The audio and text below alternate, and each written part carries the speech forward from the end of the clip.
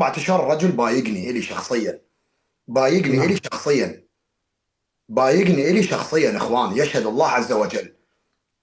احمد الامامي باقني. الان مستعد اطلع لكم محادثات.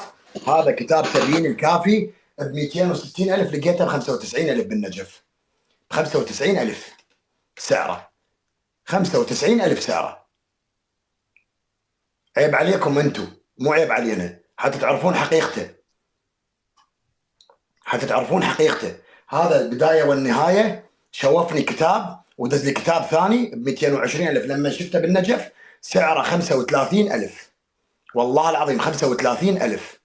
هذا وسائل الشيعة مشقق، والله والله مشقق الكتاب، مشقق زين، الكتاب مشقق والله العظيم. هيك الزمه الزق بيه، الزق بيه. دز لي اياه ب 145,000، بالنجف لقيناه ب 90,000.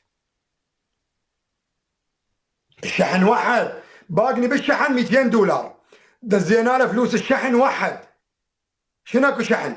وبالعراق 100 فلوس، قال لي 35,000 مال النقل انطيته ياهن، 35,000 مال النقل انطيته ياهن، والشحن 900 دولار.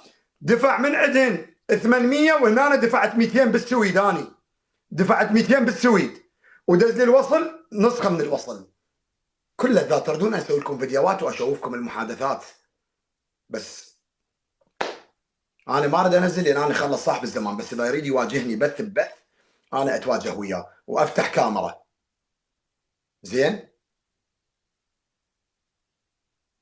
افتح كاميرا واطلع، اصعد من تليفون ثاني لان المحادثات كلها بهذا التليفون، واشوفكم كل المحادثات والاسعار والمبلغ اللي حولنا على اياه بالوصولات كلها واصله.